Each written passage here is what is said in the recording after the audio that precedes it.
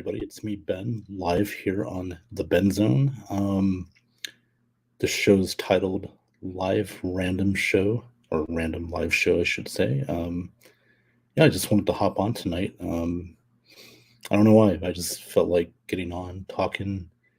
If anybody's watching, cool. If not, that's okay. I'll just do this show live anyway. Um, yeah, as you can see right now, I got the Golden Knights hat on. They're they're getting their ass kicked by Edmonton 3-0 after the first period.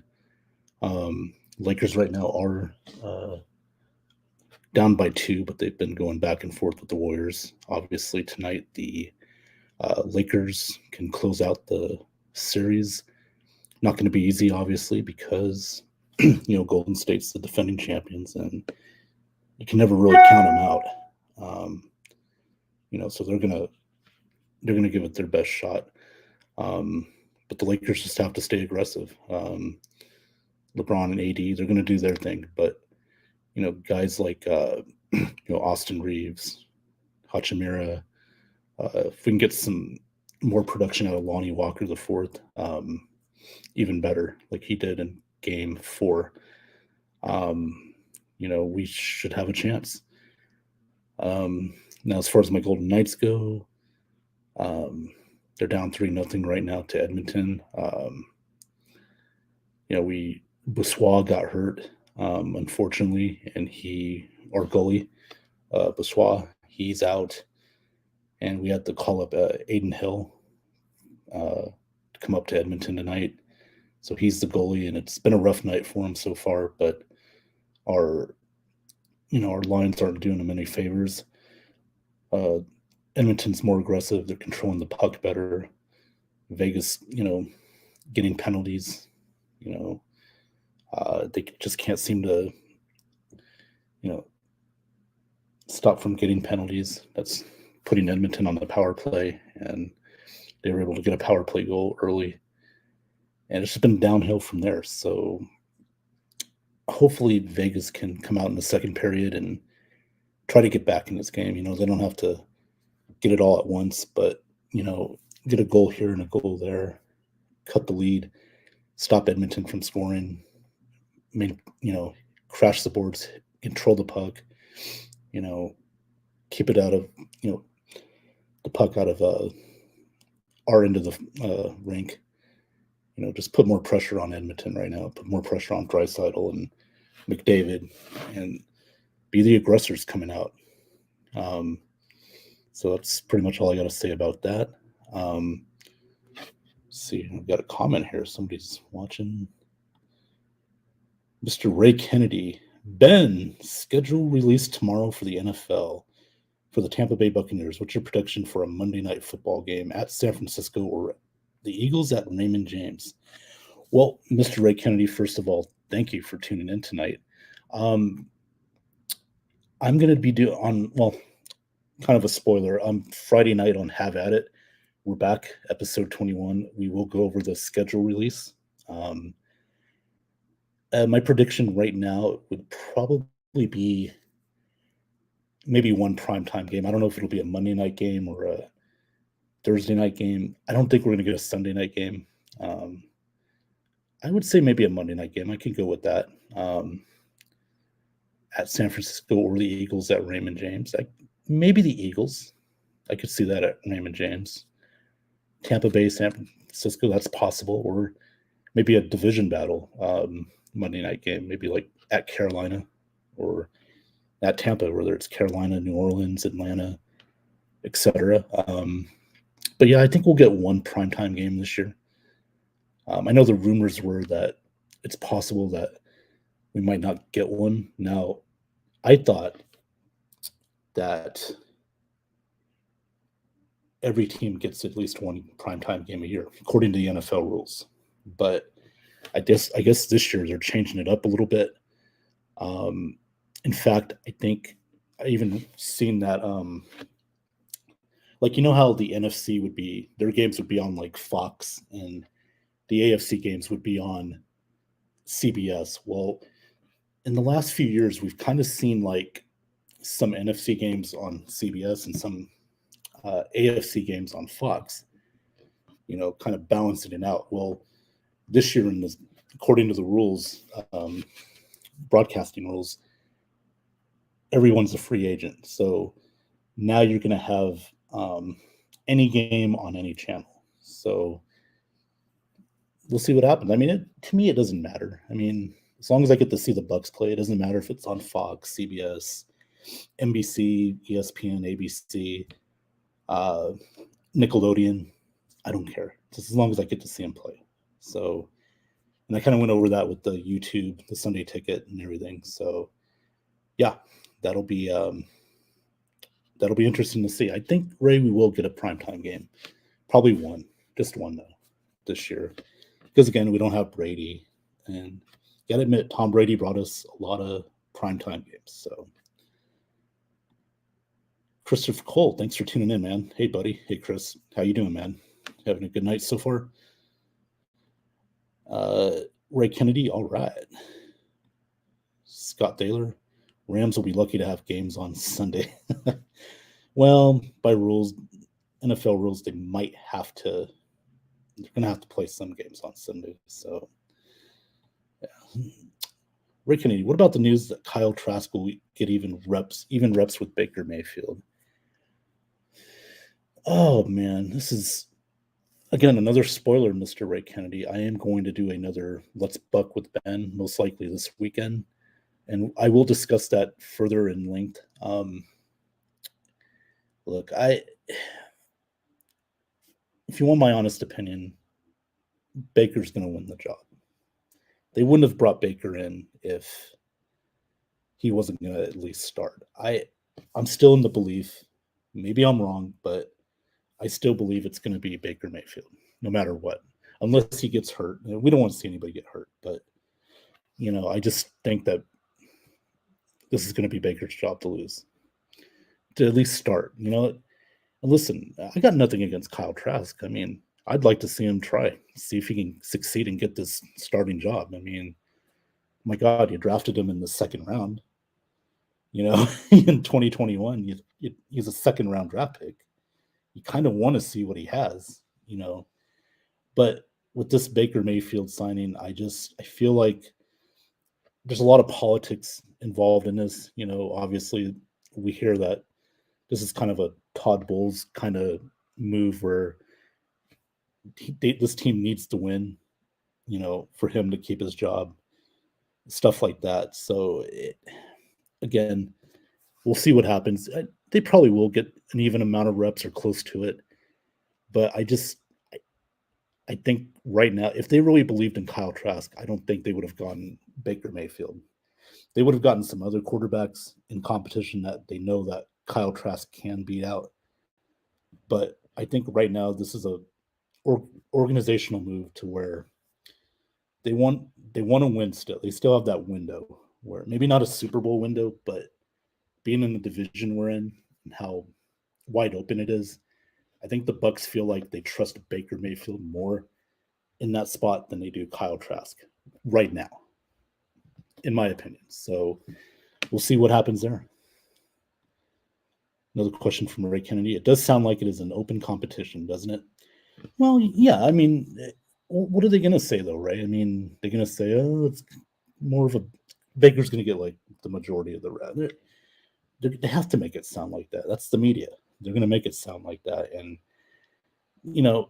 again, if you look at the eye test, there's reasons why, in my opinion, that who I think is going to be the week one starter.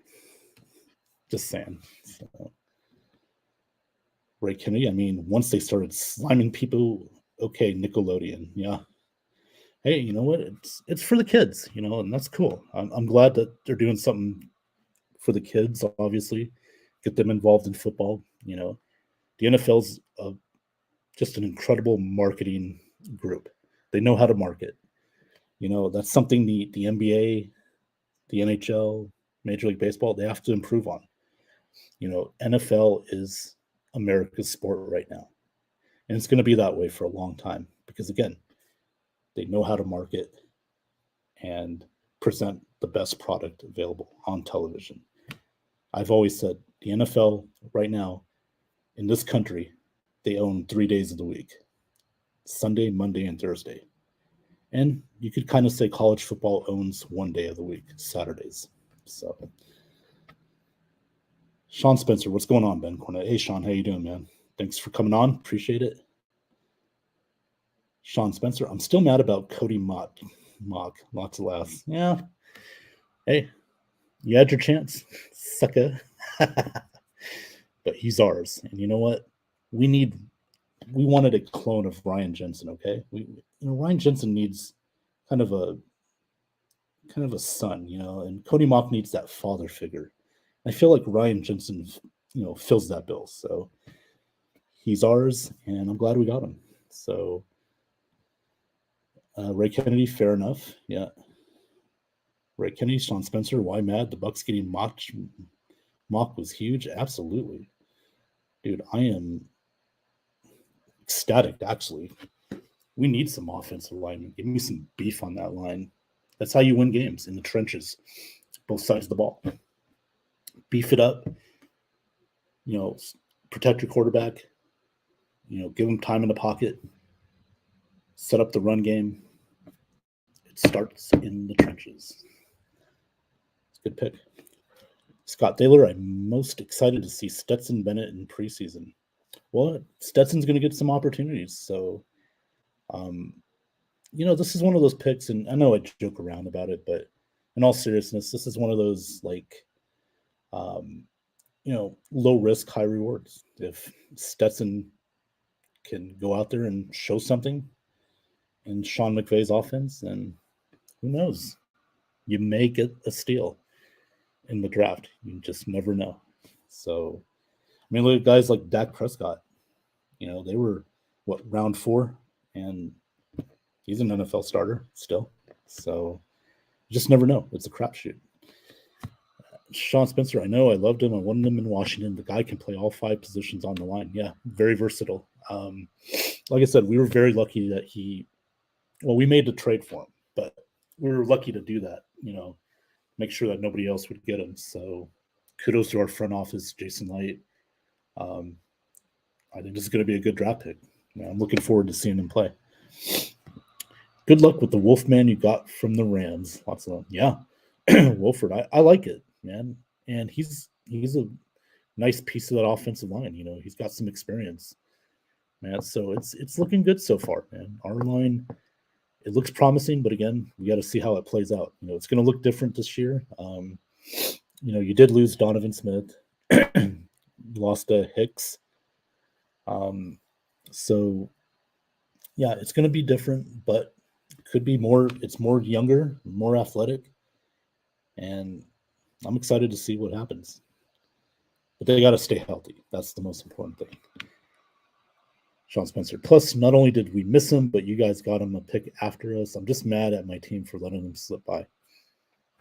Yeah, again, Sean, you know how it is. You know the game of football. Who knows? Mock might not turn out to be great. I hope he does, but who knows? Maybe the guys you got will turn out good. It's just to see how your front office does. They want to see what they need, what fits their team.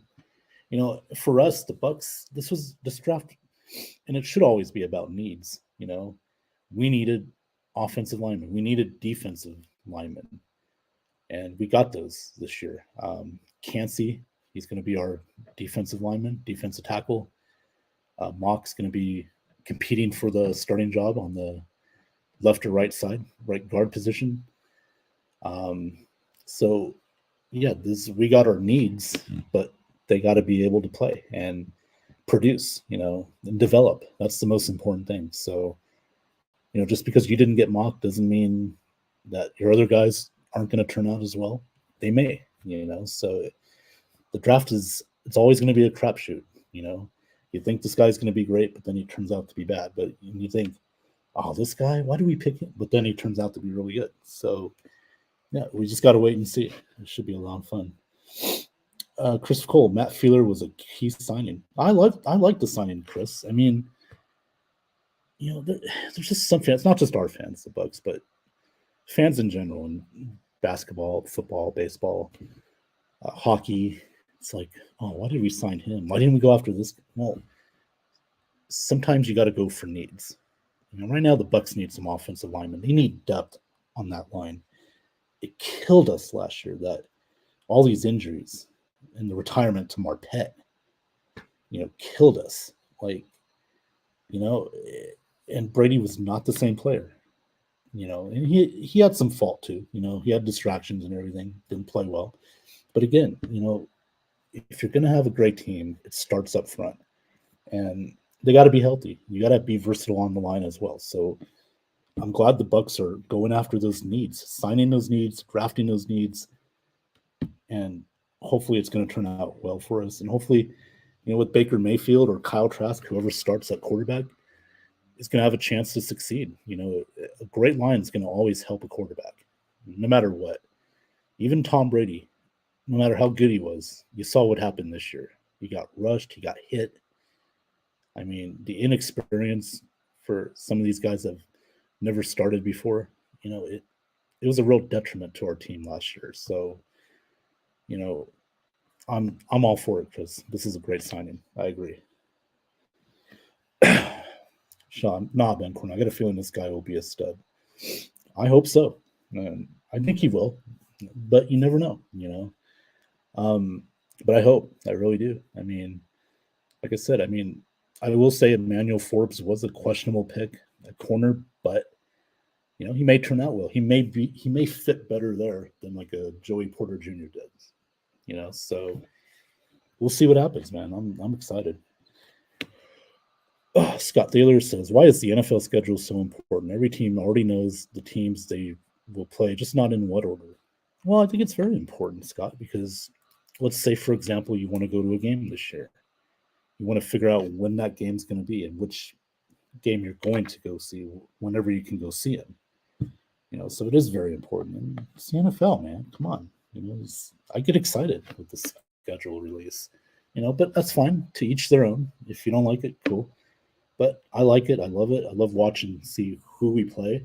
And plus, for me, I gotta watch this stuff because I gotta present on my shows, that information. So get thoughts and opinions like yours, like everyone else's. So yeah, that's for me. This is important. So, but to each their own. Exactly. We pick on need, and I do like that. Secondary with the first two picks, and then two offensive linemen. Absolutely, Sean. Again, it's always about needs. Now, sometimes if you're in a position like, let's say, the Eagles, because they've done so well in the draft, they're able to make trades and get a lot of picks. Sometimes you can go for the best player available, but for teams who might not have as many picks or just has an average amount of picks, you got to go for needs. So yeah, you're exactly right. So man, the Warriors are beating the Lakers right now, 64-56. The Golden Knights are down 3-0. As you can see, I got my gear on. I got the old Kobe Bryant jersey. Got this like 20 years ago. Still fits, surprisingly. Remember these? There's like the old champion jerseys. Dude, it looks so gangster in it, don't I? With the wife beater underneath and the black hat, Golden Knights. But these are my two teams other than the Bucks and the Dodgers. So kind of sucks that both teams are playing on both nights. I got to go back and forth, watch. But hopefully one or both of my teams can win tonight. If the Lakers win tonight, they close out the series. And they'll play the winner of Denver and Phoenix. Denver's up 3-2, I believe. And, I think Phoenix will probably win game 6. And it'll go 7. So it'd be nice if the Lakers could get some rest.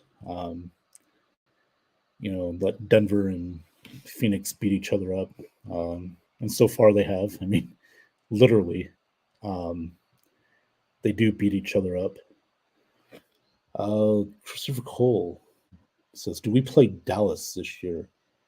No, we do not, Chris. The NFC East, the only team we play is Philly. And that's because we finished our division first, and the Eagles finished first in their division. The division we play this year is the NFC's North.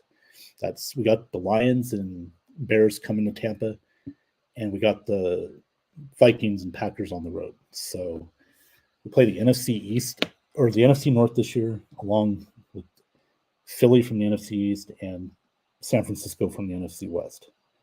I know we go to San Francisco, and Philly comes to our house. So yeah, we play the NFC North, the AFC South, which is Jacksonville, Indiana or Indianapolis, sorry, Houston, and Tennessee. So and then we played Buffalo, that one other AFC team. So Dallas, I think we play the NFC East next year. So we'll probably see Dallas there. Facebook user says, let me check who that is. He or she says, Golden State wins series, comeback wins 7. Don't do that. Don't you do that. Let me see who this is. 1 second. Guys. That is Corey King Brown, the king of trolls. Bucks still, Corey says, Bucks still better roster NFC South than Falcons, Panthers, Falcons defense and offense. Yeah, I mean, I think our defense is still the best out of any of the 4 teams. Our offense, I'd say maybe it could be at the top 2. Depending on how New Orleans does with Derek Carr, he's still got Chris Olave. But again, is Michael Thomas going to come back? Is Kamara's going to be serving a suspension? So they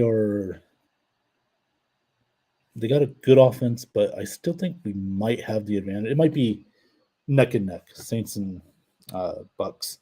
But defensively, I think we have the best defense still in the division. I would say Carolina's close, but we do have to stay healthy. I mean, that's one of the keys. Shaq Barrett's going to come back from the knee injury. And by the way, very, very unfortunate what happened to Shaq and his youngest daughter. It's terrible.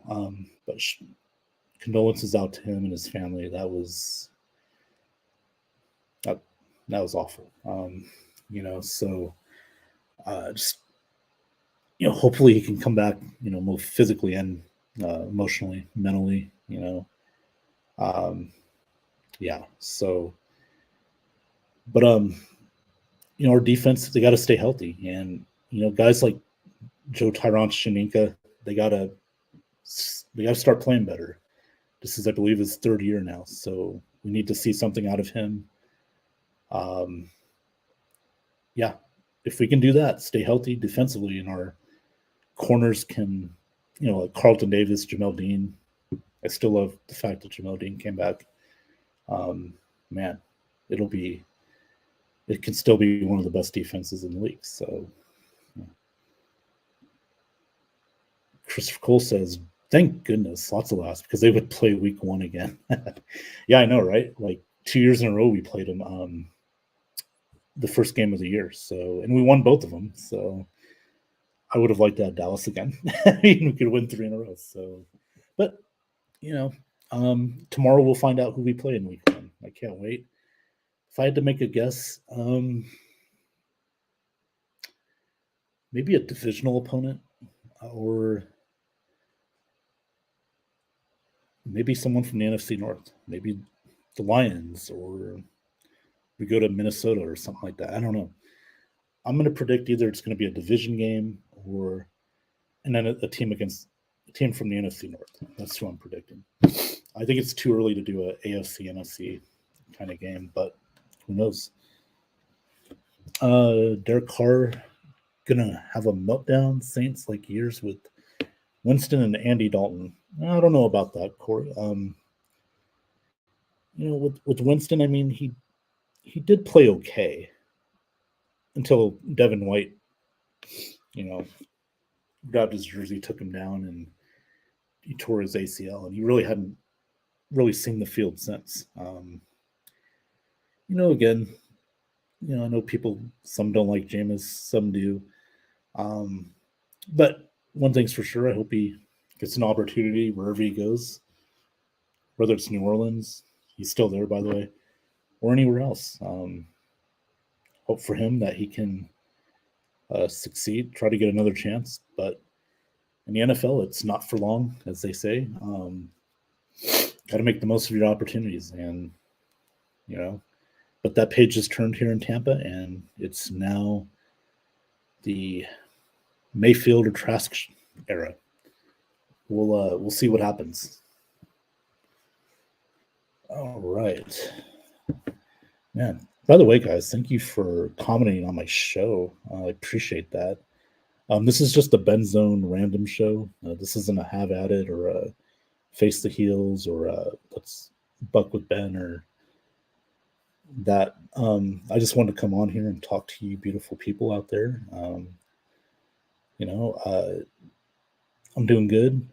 Last week, Friday, I didn't have a Have At It show. I was celebrating my birthday. So, I said I'm taking the week off, but I will be back this Friday.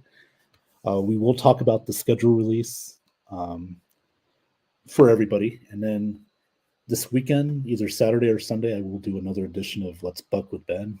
It's the Tampa Bay Buccaneers show that I do. And we'll go over that schedule. And like Ray Kennedy earlier said, we'll talk about the Mayfield Trask quarterback competition.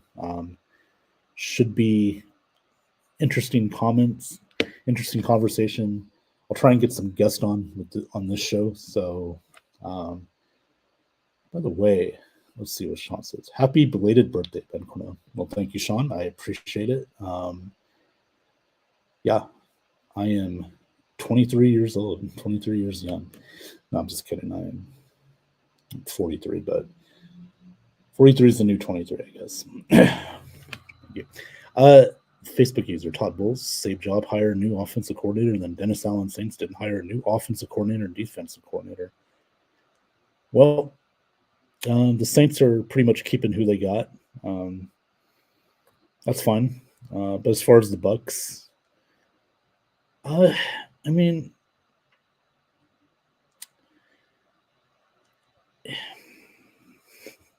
sorry, I'm a little speechless. Todd Bowles, it's interesting because I think there is some truth to that. This is a year where he's got to prove it. He's got to prove he can coach in the league. And, he didn't, the first time he was a head coach, he went to the Jets. And, the Jets haven't always been the most functional organization.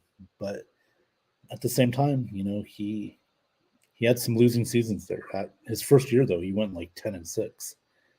So, and then you had the drop off afterwards. So you kind of wonder, like, can he be a head coach in this league? Me personally, I don't see it. I think he's a heck of a defensive coordinator. I just don't think he's a good head coach. Now, I think the Bucks are doing everything they possibly can to help him succeed, and that's fine. That's what you want to do for your head coach. But he's got to do his part. And if he doesn't do his part, no matter who you bring in or what you try to do, then eventually, he may be replaced. Now, he does have I think he's in the second year of his 4 or 5 year deal. So, they weren't going to fire him this year. I mean, he got rid of Leftwich, which was a good move. They had to, Brian Leftwich was just not a good offensive coordinator. And I said this before. I mean, I love Bruce Arians, but he's not always like the best in evaluating like coaches.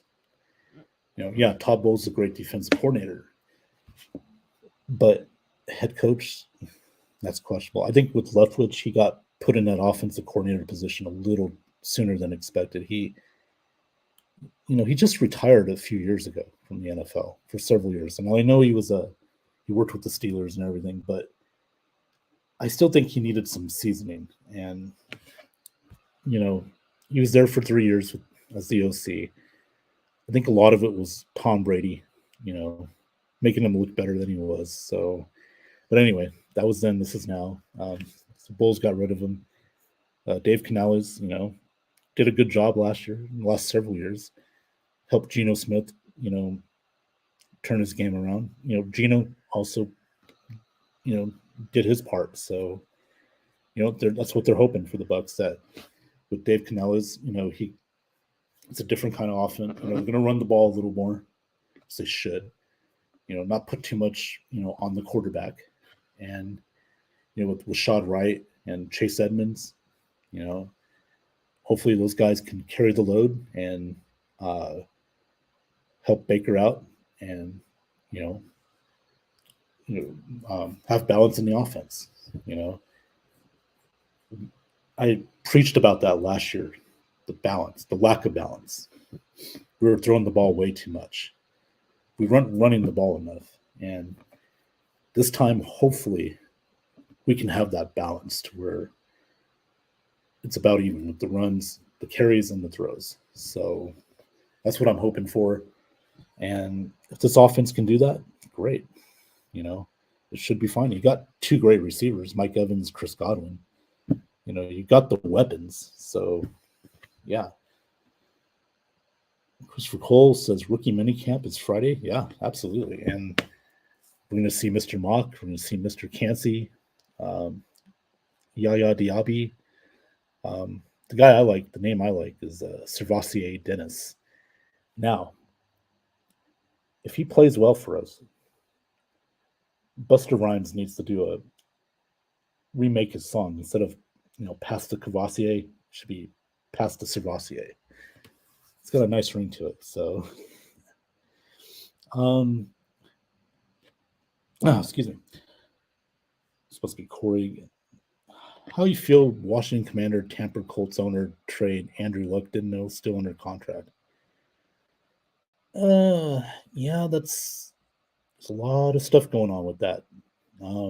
Now we don't know the whole details. Was there, wasn't there? Maybe. It's possible, but and without ownership, I mean, you got to kind of take that into consideration. Can't put it past them. I mean, hopefully they can get that for Washington, for Sean Spencer's team. They can get that taken care of, man, because you don't want this thing festering all year long. The Commanders, they really need to have a clean slate. I know it takes time. With the paperwork and all of the legalities and stuff into contracts and stuff like that. But for the Commanders, they really need to have this ownership situation taken care of before the regular season starts, or else this could be a really big distraction. And this team, the last thing they really need right now are distractions. I'm sorry, any team doesn't need that, but so wrong one.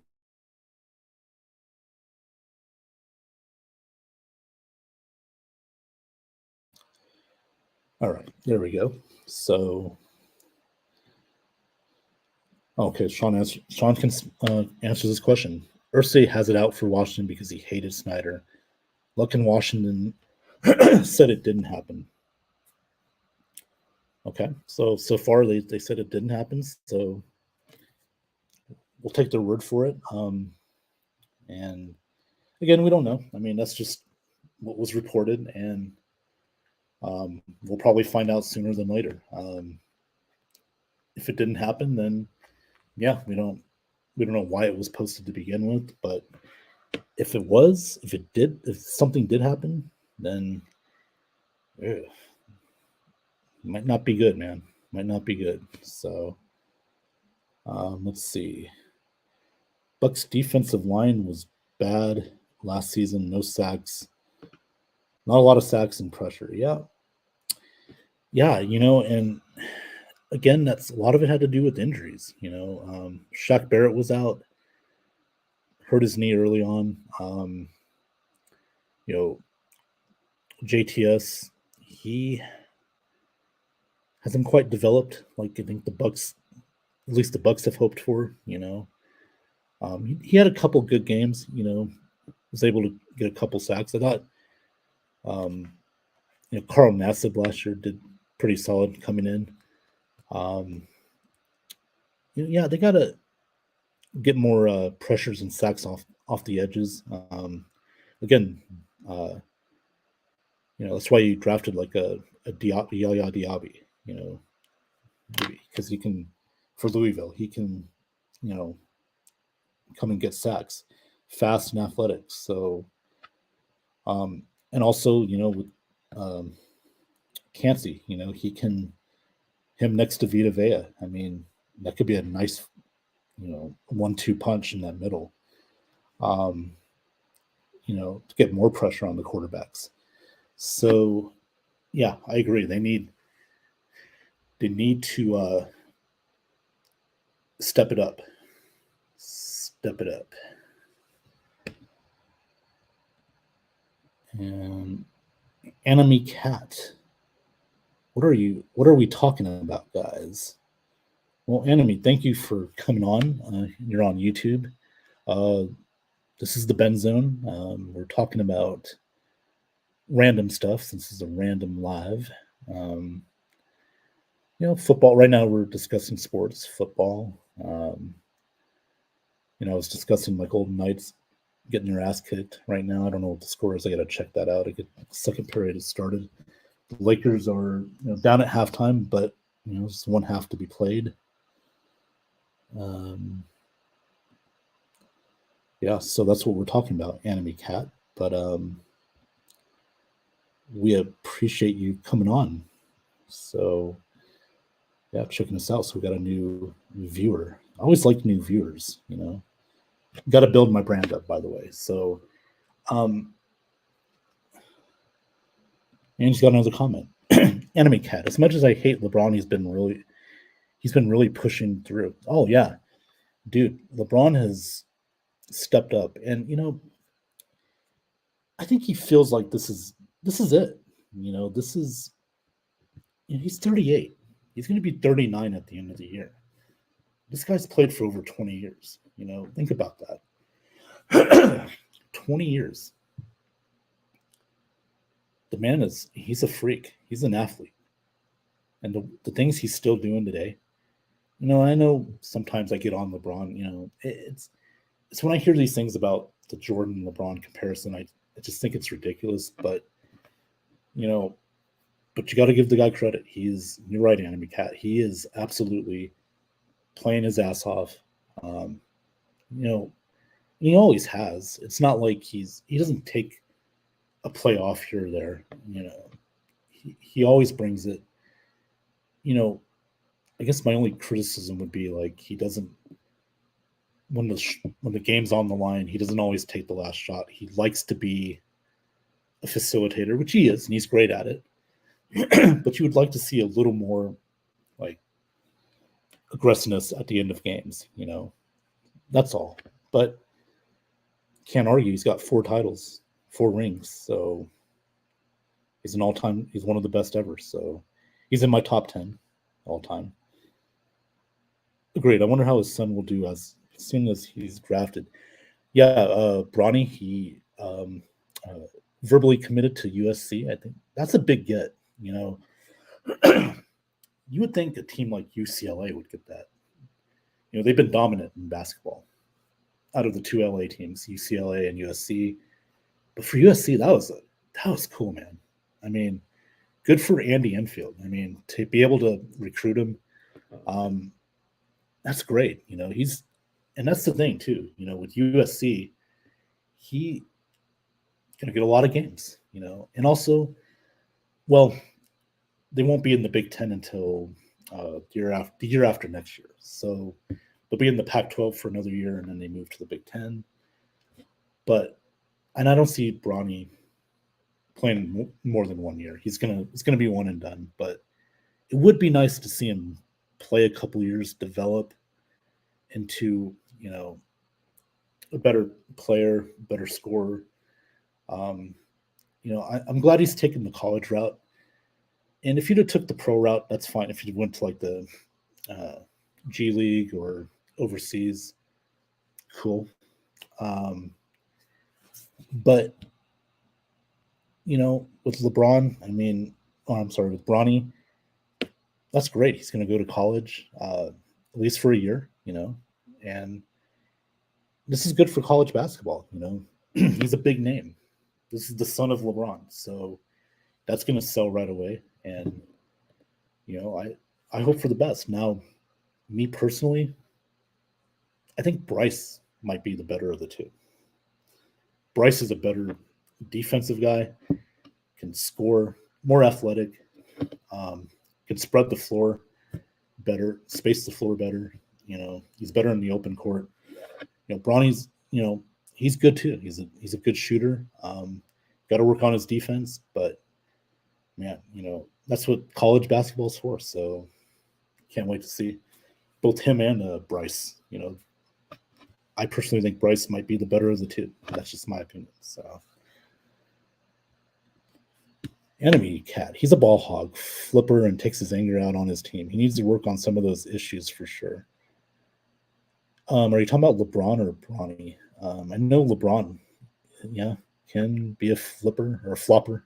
There you are, flopper. Yeah, you might be talking about Bronny, but Bronny, he's good. I think Bryce is better. I think he has more of an upside for the NBA than a Bryce or a Bronny. Bronny. Sorry, I said Brownie. That's just, again, my opinion. So, Kivo Johnso. Thanks for tuning in, Kivo. Hey, guys, this is a perfect night for sports talk. Yeah, absolutely. Kivo, thank you for tuning in. We got a lot going on.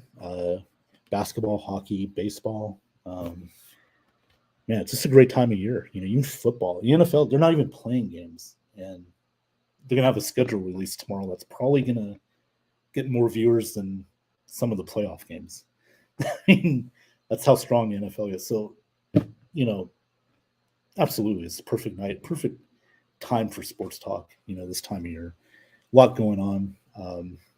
Yeah, this is fun, Kivo, and thanks for tuning in. Facebook, that's Corey again. He says, Bucks Thanksgiving Day primetime game would be nice. Yeah, it would be. Hopefully, but I doubt it just because now if we still had Brady, maybe, but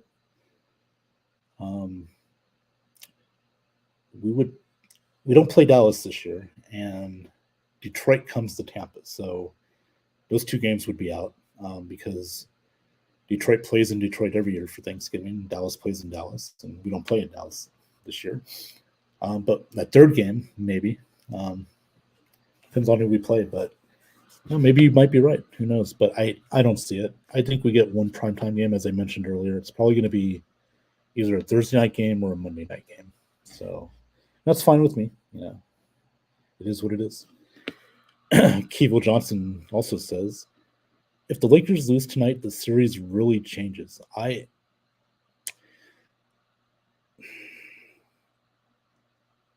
Kind of. The Lakers got to have that get it done now mentality. I will say this. If the Lakers, let's say Golden State wins tonight, we go back to LA Friday night. If the Lakers lose Friday night, we go to a game 7. Yeah, I would worry because Golden State, they can come back on you. They can shoot the ball. They're still the defending champs, man. Steph Curry still Steph Curry. Draymond still Draymond. He's getting older, but he's still a force. But if you're the Warriors, when the hell is Klay Thompson going to show up? Better yet, Jordan Poole. $140 million. and you're nowhere to be found.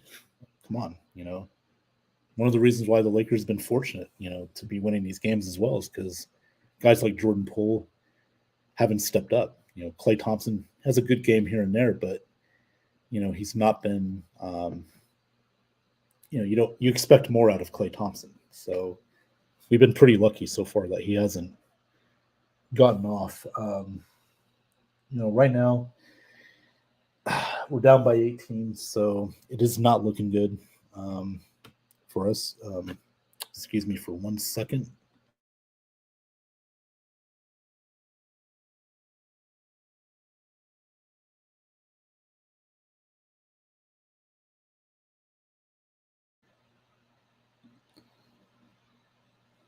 Okay, we are back. Had to take a little spit break. My allergies. I apologize. So, yeah, that happens sometimes. Anything can happen live here on the Ben Zone or any other show I do. Let's see here. Anime Cat is back. He says, he or she, I love going to my grandma's lake every spring. So beautiful. Lakers remind me of lakes. My aunt Lisa loves Lake Geneva. It's nice for sure. Oh, that's cool. Oh, that's really cool. Yeah, the lakes. Love like Lake Geneva. Where is that at, Enemy? Wherever that is, I'm sure it's really, really nice. It's really nice of you to come on, and thank you for coming on the show and commenting. It's always good to get new viewers, new commenters. So real quick, I'm getting a lot of good feedback here tonight, but please, guys, like and share this show or any shows that I do. As you can see up above me are my social media handles. Twitter, BennyBoy702. On YouTube, my YouTube channel is Ben Cornett 9015, which some of Anime Cat, Kivo, and Christopher Core are watching on there right now. And also on my Facebook page, it's the Ben Zone Facebook group. I will share my show on my personal page as well if you're not in the Facebook group. So yeah, please like and share and subscribe to this. That really helps me out. That helps my show out, all my shows. I'm a little bit different. I do this purely for entertainment reasons, and also I love to talk about sports and entertainment. Again, this wasn't a planned show tonight. This is just a random show. I just wanted to come on. I just felt like, hey, why not, man? Just come on and talk with everybody. I didn't think I'd get this many viewers tonight, but that's great. I appreciate that. Please, I could use more of those. Like I said, like and share. Social media handles are right up there. That's all I got. I'm not a TikTok person or Snapchat or anything like that. Just, because I like to keep it a little simple, maybe I will get a TikTok one day. I don't know. If it helps me get more viewers on the show, I'll do that. But right now these are the places you can find me. I have a show called Have At It every Friday nights, 10:30 p.m. Eastern, 7:30 p.m. Pacific. I'm doing a new show called Let's Buck with Ben. That's a Tampa Bay Buccaneers show. That's right now, it doesn't have like a set time or place, but it does. It will be on season, during the season, weekly, during the NFL season. And off season, it'll be every so often. We'll talk about free agency, the draft. Like this weekend, we'll talk about the schedule release for the Bucks, stuff like that in training camp. And then I got another show, which I personally love doing. It's called Face the Heels. It's a pro wrestling show. We talk about WWE, AEW. Real quick, shout out to AEW again for All Out. getting those over 60,000 tickets sold for their, or all in, I should say, not all out, all in, which will be at the end of August. Supposedly next week they're going to have a big announcement. We'll get more into it on Face the Heels next week. That's every Monday nights, 10 p.m. Eastern, 7 p.m. Pacific. They're supposed to be getting a new deal with Warner Brothers, like a 5-year extension. So we could possibly see AEW, maybe their library and maybe their pay-per-views will go on Max, formerly HBO Max. Now it's Max. Well, not till May 23rd, but yeah. So we'll talk more about that on Face the Heels Monday night, 10 p.m. Eastern, 7 p.m. Pacific, on Twitter, YouTube, and Facebook. Oh, we got some more comments. Here we go. Sup, bro? Anthony, what's going on, man? How you doing, Mr. Handy, tonight? You got to be all excited, man. Your Falcons got John Johnson. I'm still waiting for that Popcorn and Parachute Pants show. You and Nick, by the way, they're going to do a show called Popcorn and Parachute Pants. It's an 80s movie show. I'm going to share that on the Ben Zone because I like sharing a lot of people's stuff. So I want to make this group page very fan-friendly, fun. Every show possible. I put Peter Blake's show on there. Andrew Davis' show, Two Giant Goofballs. Let's Talk Football. I put their show. They're always welcome to share their shows on my platform because we want to grow this thing. I want to help them out. I want them to grow as well as myself. So it's just fun. A lot of fun, man. Okay. Kivo. Thanks, Kivo, for coming back on. Thompson needs to drive to the lane. He stays out at the 3. The Lakers know how to deal with him, and Jordan Poole only hits when he's wide open. Yeah. And, Thompson, yeah, he's got to step up.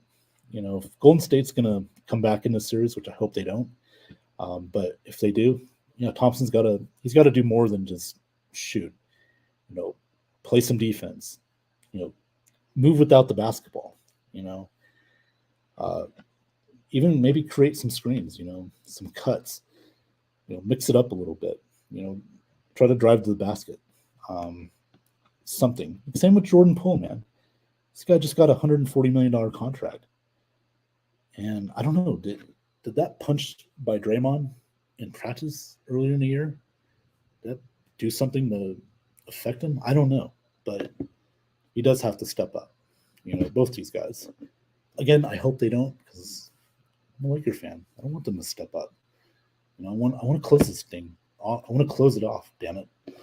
But we're down by 13, so might not be our night. We'll see. A lot of game left to be played. There is a little under 5 minutes left in the third quarter, so there's time. There's time, but the Lakers need to play better defensively. And Curry drives to the basket, so. Curry's just so damn good. Yeah, it's just so damn good. I hate it, but it is what it is. Anthony says, "What's wrong with Snapchat?" Nothing's wrong with Snapchat. I just don't have one. It's just so hard, man, to have all these different social media platforms and I'm barely on like Facebook. I'm more in the Facebook Messenger. Okay, so than actual Facebook. And I deal with my Ben Zone, so I don't really do much. YouTube's, I'm on there a lot.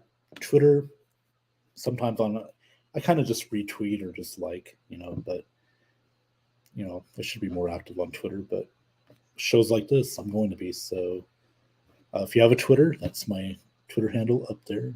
There it is. BennyBoy702. Follow me there, please. If you have a Twitter, I'll follow you guys back. Enemy Cat.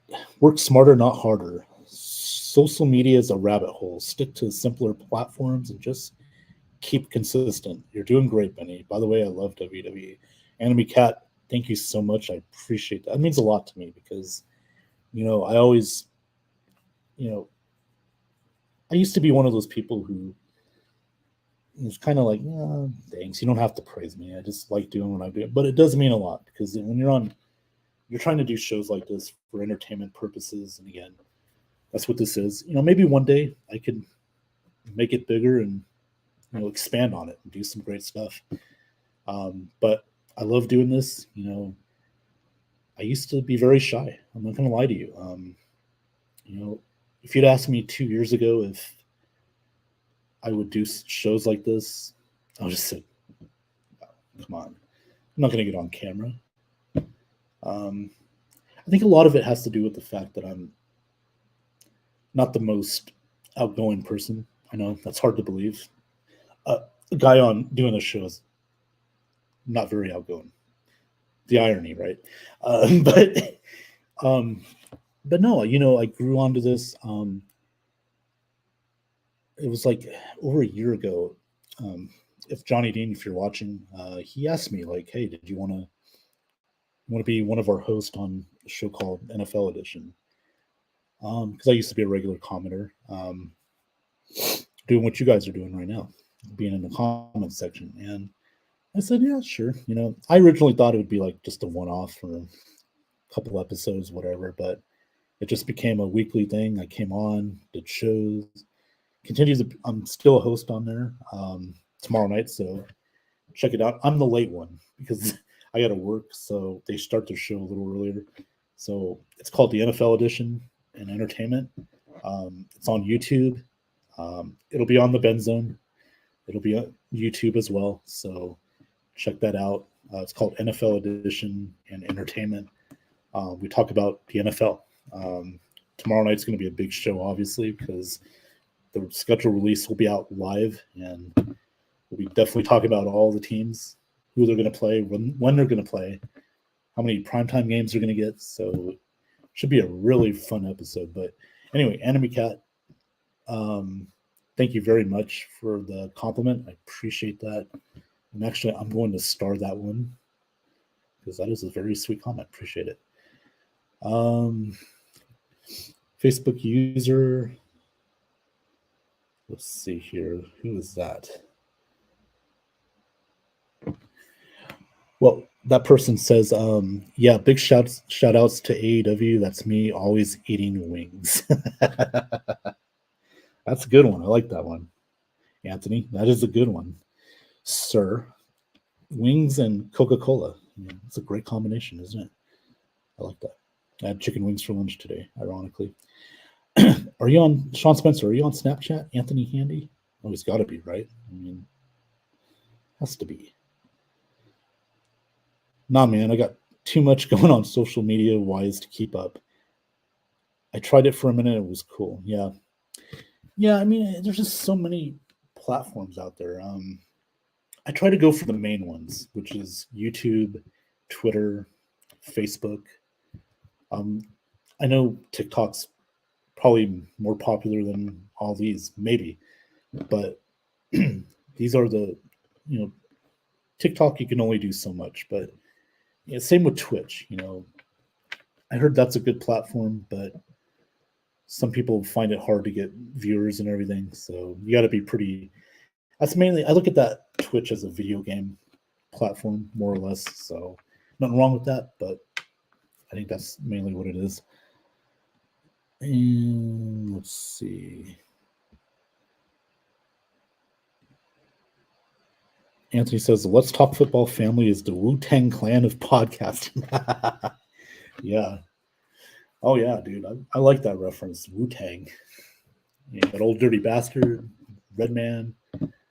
Oh, dude, that's one of my favorite groups ever, man. Yeah. Shimmy, shimmy, yeah. Shaolin Shadow Boxer. The Wu-Tang, baby. Yeah. Bring the ruckus. Great rap group.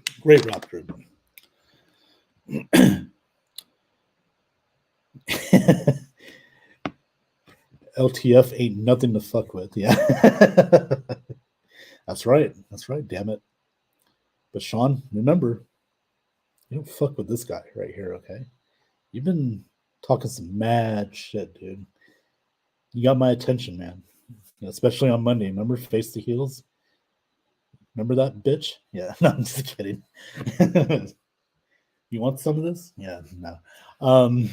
Let's see. Anthony says Sean is RZA, Jane is SZA, I'm ODB. Okay. Okay. Um, who would I be? Well, no, I'm Eminem. Maybe. No, nobody's cooler than Eminem. Because I have the most kids on that bunch. Okay, that's pretty accurate, Anthony. I like that one. That's accurate. Let's see. Oh yeah, man, these comments are coming in, guys. Thank you so much. By the way, again, people say, "Well, that's just comments," but guys, comments help. Brings out the platform. Expands my platform. I love it. Kivo, LeBron is playing well, but he's always has fart face when he gets fouled. Do you even notice that? Oh, I notice it all the time. Kevon, yeah. Or Kivo, I'm sorry. I'm not gonna lie to you. When he signed with the Lakers, I was like,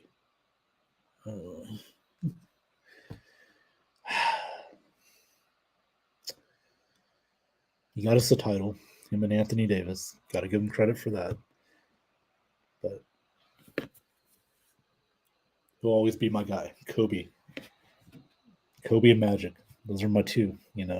Like, I'm sorry, they're just my guys, man. LeBron, you weren't drafted by the Lakers. You played for the Cavs, the Heat. Like you bounced around, bro. And Kobe stayed with one team. He was loyal till the end. He won 5 titles. He won 2 titles with Pau Gasol and Derek Fisher, Trevor Ariza that first year. I mean, dude, Sasha, Jordan Farmar, come on, man. Like, dude, Kobe was the dude. Okay. Like, he didn't do the super team thing.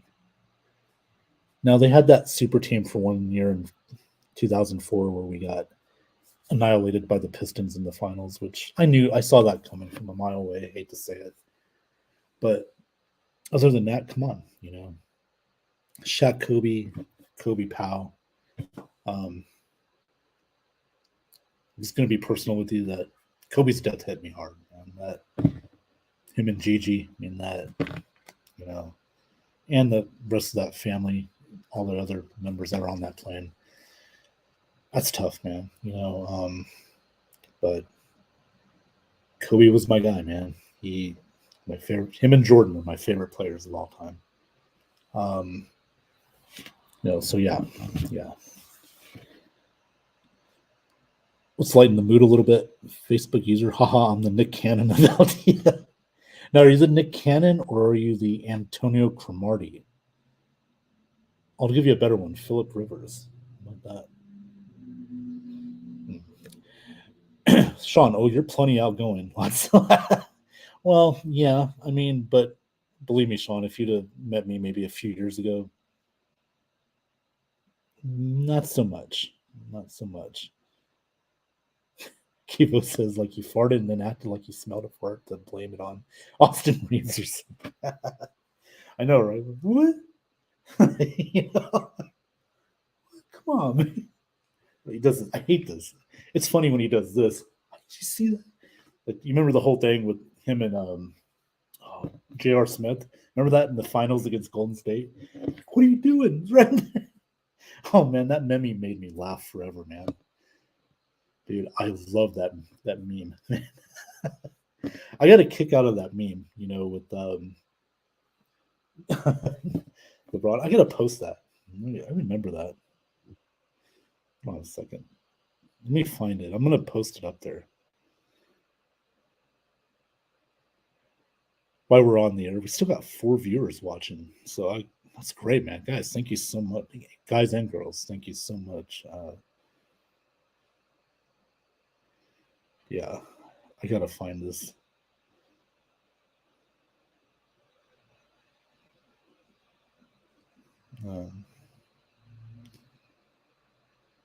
Yeah, right now, I gotta laugh because the Warriors are up by 11. Sucks.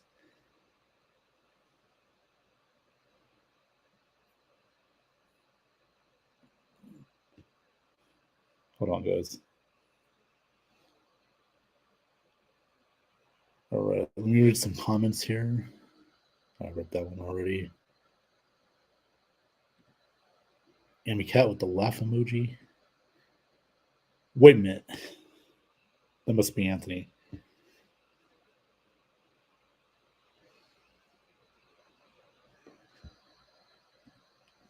Benny. Oh, let me hold on a sec. Oh hell. Oh hell. Even the Robert De Niro, he just. I don't know if I could say this is a private message from Anthony. He says he's like the Robert De Niro. He had his seventh kid. Yeah, dude, that's crazy, right? Robert De Niro, what he's like 79 or something.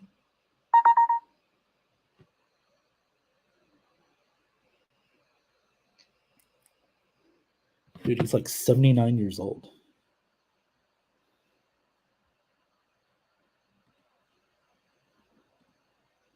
Yeah, 79 years old, Robert De Niro. He had a kid. Dude, that's crazy, man. He's still getting some at 79 years old. Dude, I tell you, man, Blue Chew, Viagra, it works. I mean, he's Robert fucking De Niro, right? He's, Sam Rothstein. Remember Casino? One of the best movies ever. Jimmy Conway, Goodfellas. I mean, come on now.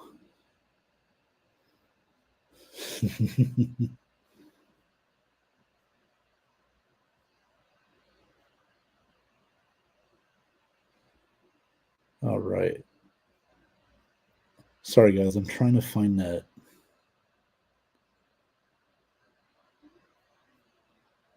image. I was going to post that LeBron image, but it's not even up here.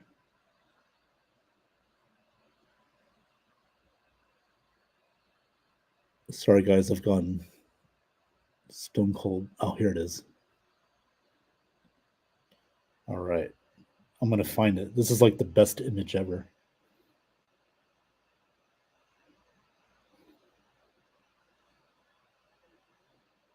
Ta-da-da. That's the one. Look at that. That's the funniest image ever.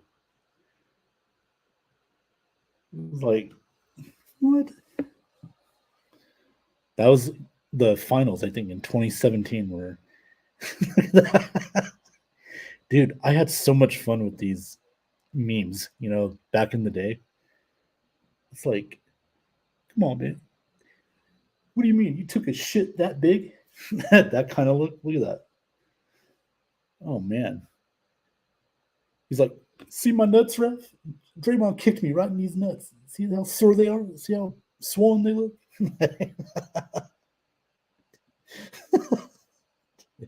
That's the best one ever, man. Woo.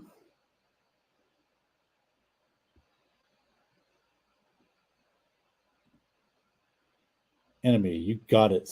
I subscribe. Thank you, Enemy. Appreciate it. Thank you so much. Thank you for subscribing. I'll subscribe to your page too. So I'll try and find you and I'll subscribe to you as well. So appreciate it. Sean Spencer, you don't want none. Oh, please. I don't want none. Come on. This is Vegas Ben here, damn it. You don't want none. Okay. You're stepping in the wrong yard, buddy. Okay. Like, we don't play out here, dude. This is like mafia area back in the 80s and 90s. Okay. Mafias ran this city. So there. Yeah. Oh, I haven't forgot our no disqualification match. Yeah. Me neither. But I know you won't show up, so I'll be there. I'm waiting.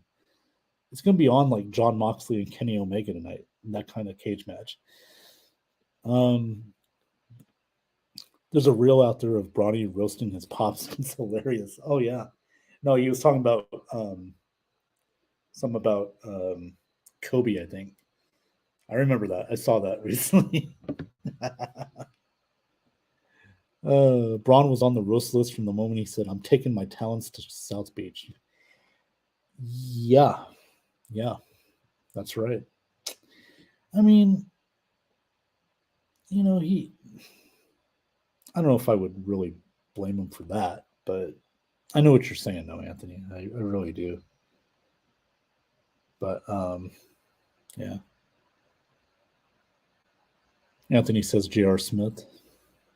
Awesome. I'm honestly really enjoying the show. I subscribe. I have to know, are you wearing a Rick Fox jersey? No. It's a old school Kobe Bryant jersey when he was number 8. My friend. This was I'll show you right here. Champion. Remember the Champion used to make the jerseys? Um yeah, so this is my old school jersey, Kobe Bryant. Um I had some other ones, but unfortunately, um I lost those. I don't know how, but I didn't. We're moving. I had a Magic jersey. I had another Kobe jersey. I had oh god, I remember having a who was it? Derek Fisher. I had a Fish jersey. Man, I had some jerseys, man. Dude, I believe I had a Eddie Jones jersey as well one time. Remember Eddie Jones? Yeah, he that those mid '90 teams were not that bad. I mean, we had Nick Van Exel, Eddie Jones. Those were some good players, man. I that was like my junior high school days. So I was also a Michael Jordan fan. So you know, um, you know, Jordan's my guy, man. So you know, and ironically enough, Jordan what was it 91, the NBA Finals. The Bulls finally won their first ring. Jordan got his first title, beat the Lakers. So I wouldn't say I was a Bulls fan, but I was a Michael Jordan fan. How could you not be? I mean, even though I'm a Laker fan, Jordan was dead, man. Um, so love Jordan. You know, I've collected Jordans. Obviously, I got a lot of Jordan shoes. Yeah. So hold on, real quick. Just a sec.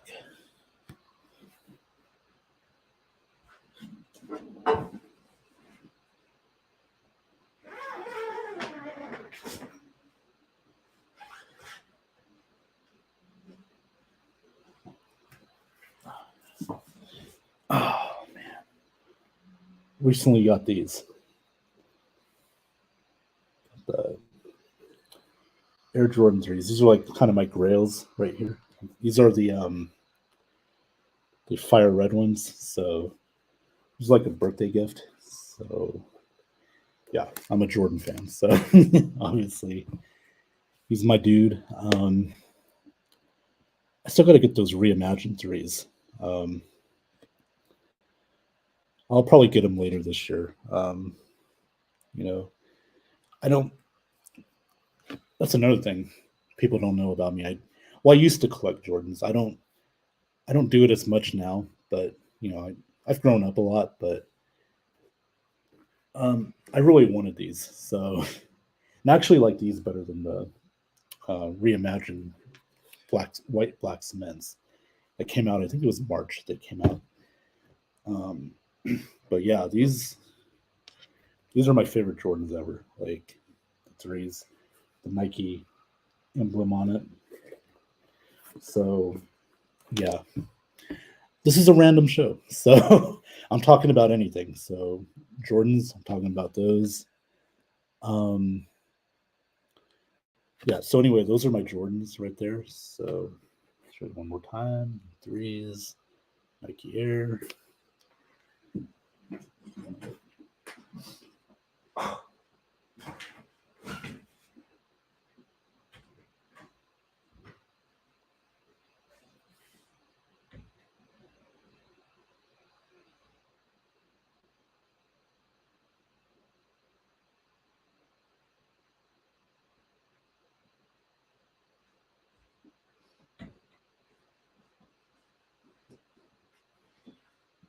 Okay. These are my grails, though. The 11, the Concords. Jays. I think this is the best shoe ever. This is the greatest basketball shoe ever. Ever. Not just Jordan or Nike or Reeboks or Adidas. And see, this is the 45 on this. Got these like 4 or 5 years ago. Yeah, but these are like my grails right here. The 11s. So, yeah. J.R. Smith. An NBA moment that will live in infamy. Yeah.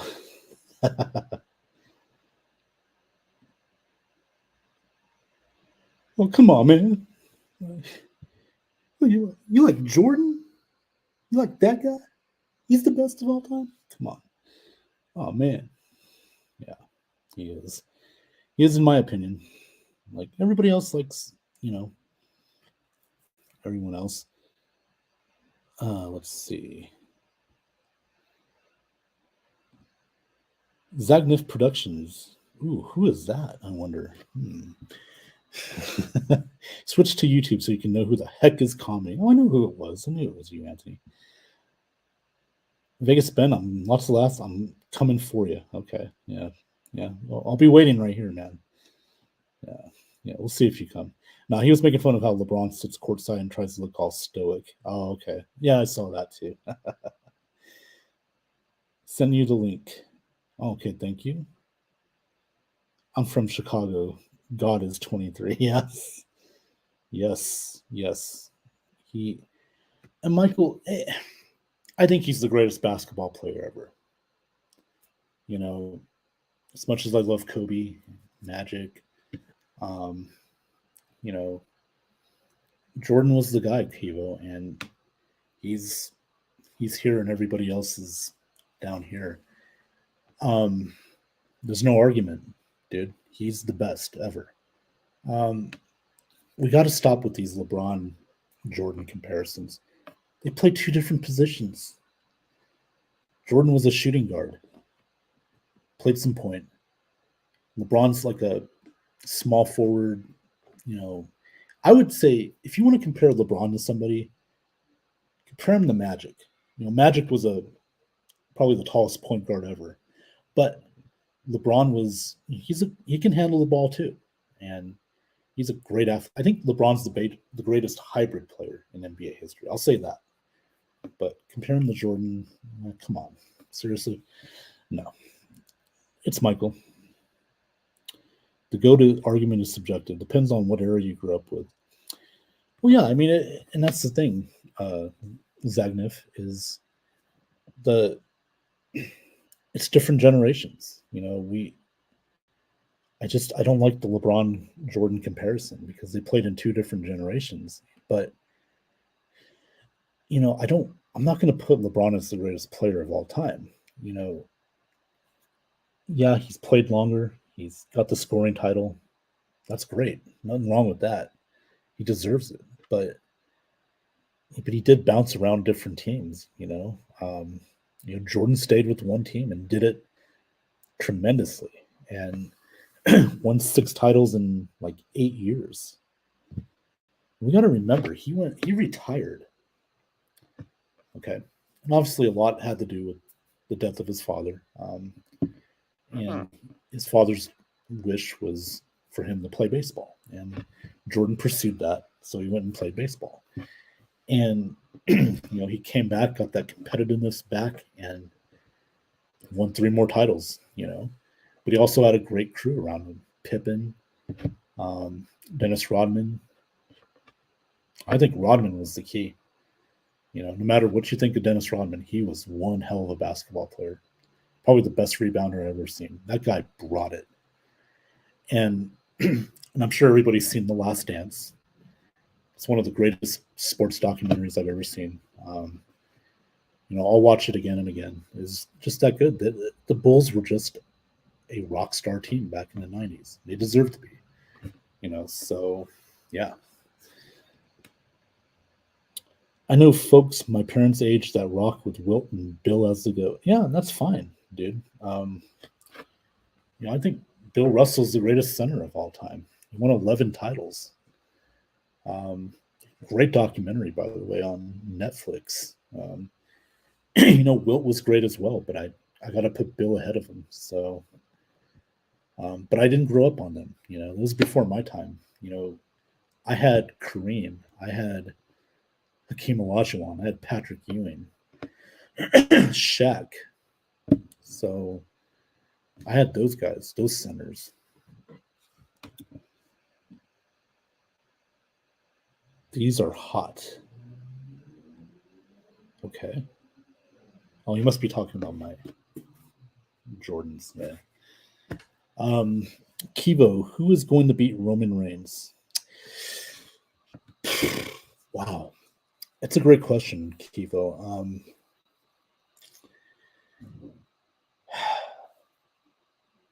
Okay, we'll get into this. This is a random show, right? And I'm already an hour and 20 minutes into the show. And the Lakers are down by 12. I don't know if they're going to come back. And shit, Anthony Davis he's on the ground with the trainer sitting down. It's always something with AD, right? Hopefully it's just minor, but I'm sorry. Back to your question. That was, who is going to beat Roman Reigns? There's been a lot of debate. Obviously, we saw WrestleMania, Cody Rhodes. A lot of people were like, this is it. This is the time. Cody, being built like he was. I wasn't against Roman winning at WrestleMania if you had a good plan in place.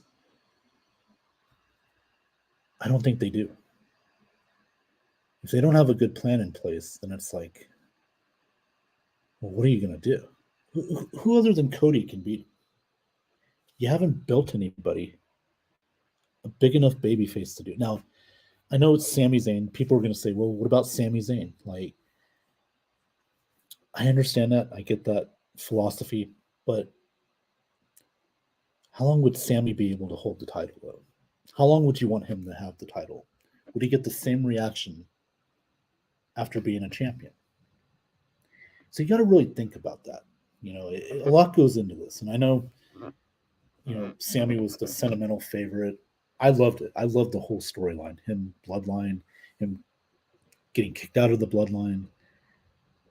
Great storytelling by WWE. But you got to find somebody that's popular enough to do it.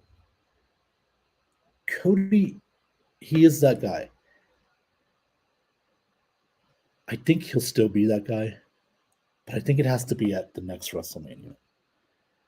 Yeah, you're going to get another year of Reigns holding the titles. But if you're going to pull the trigger, it should be Cody. There's been suggestions that maybe Jey Uso does it. And we're starting to see a little split there. We'll see on SmackDown Friday night when, with the start of the new rosters, there's some dissension right now in the Bloodline, which will probably lead to a match with Roman and Solo Sikoa against the Usos. Probably at Money in the Bank. I think that's their next show. Oh no, Night of Champions. But I think after that, probably Money in the Bank. We'll probably see the seeds are already being planted, but we'll probably see that match come to fruition. But as far as who's going to beat Roman, it's got to be somebody huge, man. And the only one I can think of right now is Cody Rhodes. But they're on separate shows, and I'm fine with them keeping them away from each other. But you got to build Cody up too. You got to, like they say, what did Cody say? Finish the story. He's got to finish the story. So we'll see what happens there. It should be interesting. Hopefully they can have some good storytelling. I don't want WWE to go back to being blah. Monday Night blah. That's what I used to call it. But a good question though, Kivo. I'm glad you asked that. Kivo, it might be Jake, Aaron Paul, those boys are everywhere all at once. Oh, I love him and those Logan Paul and Bad Bunny. They're awesome, man. Like, dude, they really did good. Logan Paul did great against Seth Rollins at WrestleMania. He did good against Roman Reigns at the Saudi Arabia Crown Jewel show way back then, not too long ago. Bad Bunny at Backlash. That dude, I love when celebrities are having fun. They love the business because you can see it. They're not just there to get a paycheck, promote themselves. They love doing this, and especially Bad Bunny. That was such a good show, man. Damian Priest made him look really good, and you got to give props to Damian Priest. I mean, he is. Even WWE officials were saying this week.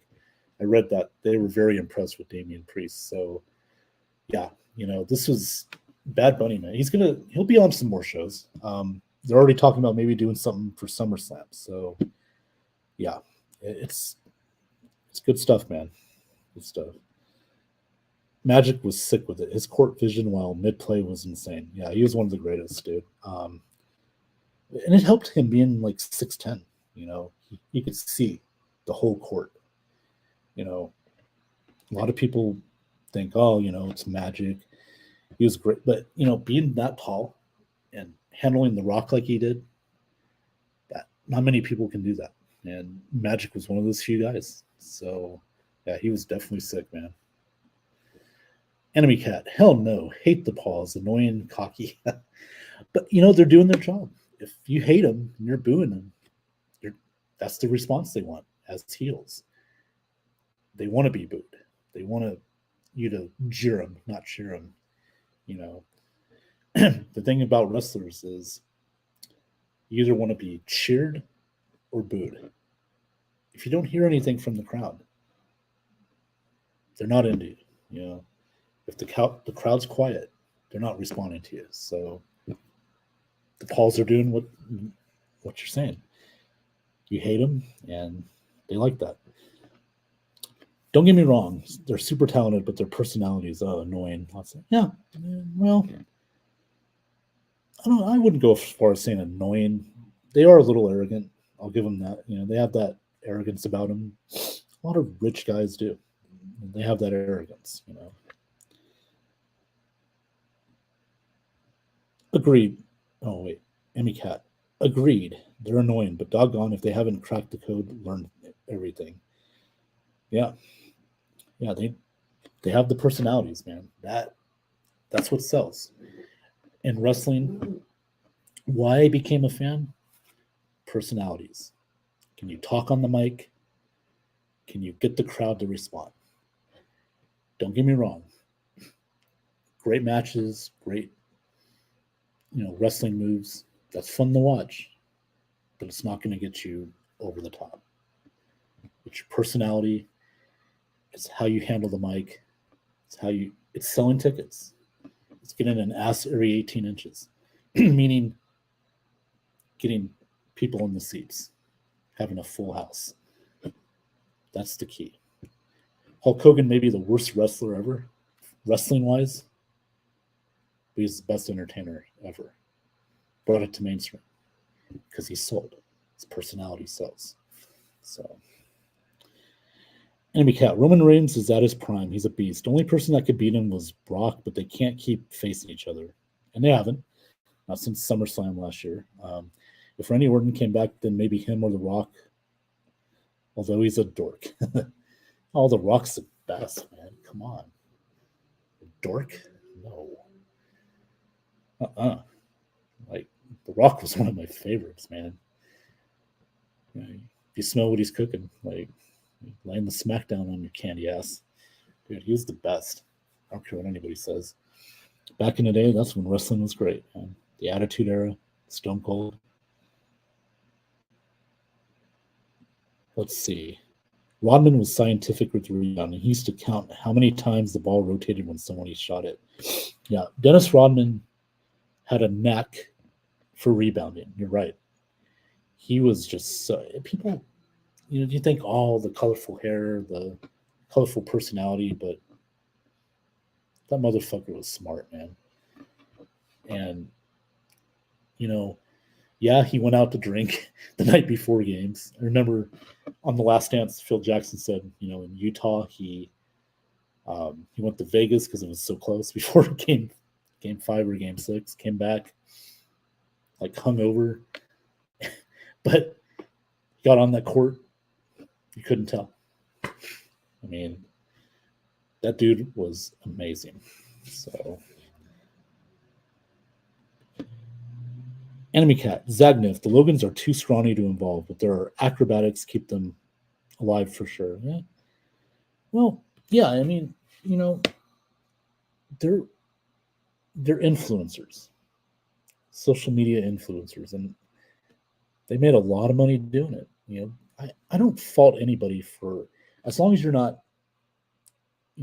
selling drugs or guns or whatever like that. If you're doing it the right way, making money, that's great. There's nothing wrong with that. So, yeah, I mean, involving maybe from a boxing standpoint, yeah, they might not ever be great boxers, but I think they're doing what they want to do, make money, and just put their platform out there for the world to see, and it's working. So, good for them. I'll get a sip of water, guys.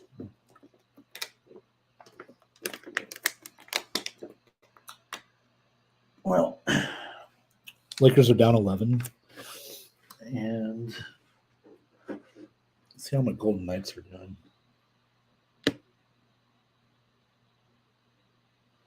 We're down 4-1 in the third period, so it's the Edmonton Oilers.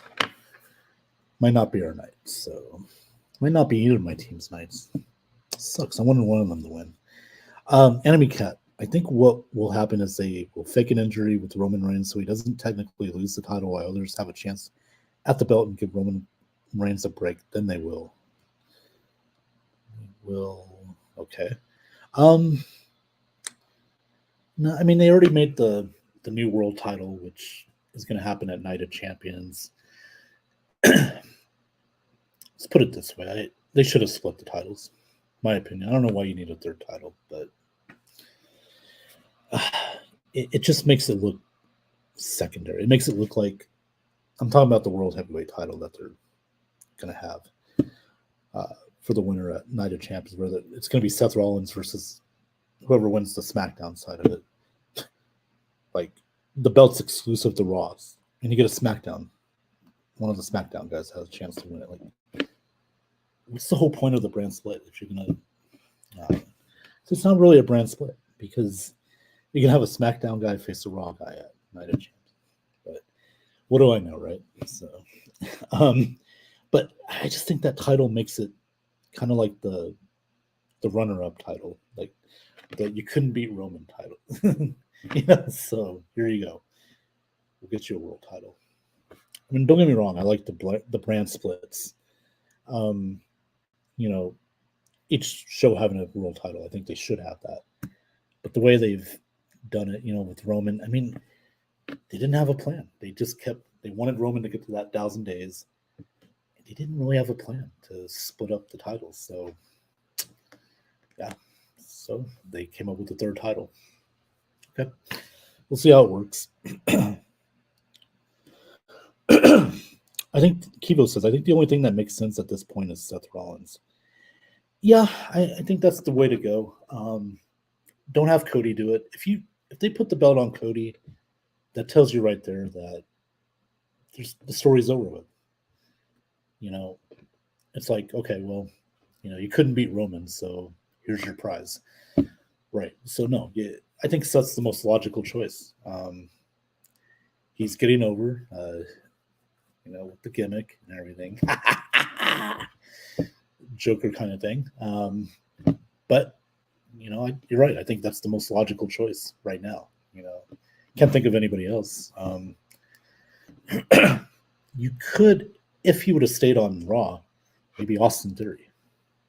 And maybe that could be who Seth faces at Night of Champ. Maybe Austin Theory wins that tournament, but he has to go back to Raw, which I think SmackDown needs him. So, yeah.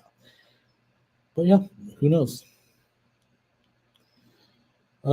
Enemy Cat. Bring him back in the future to regain his title back for views. Yeah. Okay. Zagnif, bring back the Wyatts. Yeah, I don't know, man. Bray Wyatt, he's got a medical condition right now, from what I'm hearing. So we don't know when he's going to be back. It's too bad. I would say his last run was kind of lackluster. I think he wrestled just one match on TV. That was the Royal Rumble against LA Knight. Didn't turn out well. But there is a medical issue, so that's why he's not been around. Hopefully, whatever it is, he gets better and comes back. That's just a shame. Bray was, several years ago, he was so over. And I don't know. WWE, most likely Vince McMahon screwed that character over. He just thought, nah, it doesn't work. So I don't know. But hopefully he comes back. TiVo, Rodman will always be NWO. That's right. Yeah, speaking of Rodman, yeah, I remember that, man. Him and Hogan, they took on Karl Malone and Diamond Dallas Page at Bash at the Beach '98. Yes, that's right. Rodman, NWO for life.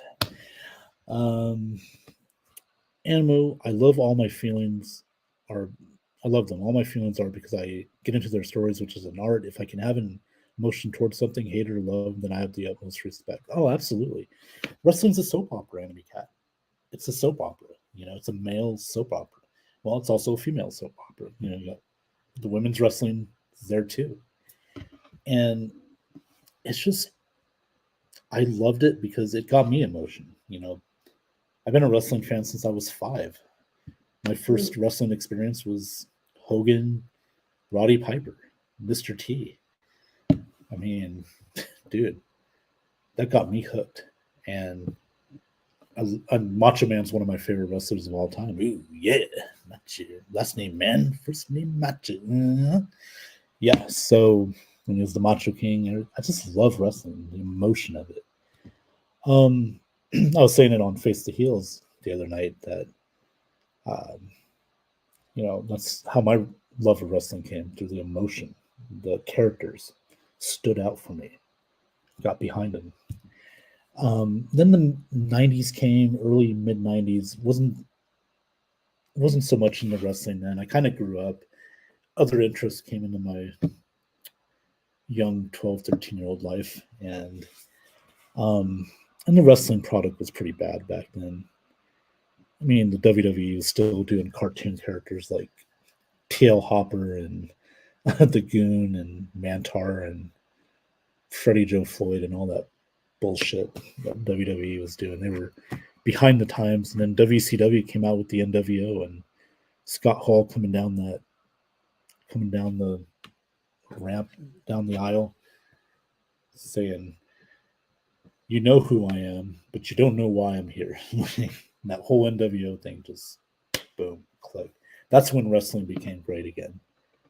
When realism, reality came into wrestling, characters, storylines, bam.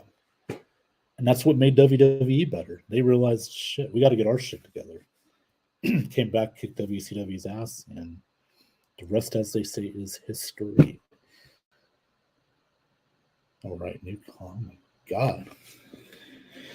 You guys with the comments, again, thank you so much tonight. Appreciate that. It's the most comments I ever had on a show. This is a random show. I didn't have this planned. I don't care what anyone says. WWE is a crazy, beautiful sport. Yeah, absolutely. Wrestling in general is, but WWE, yeah, they're the best at it.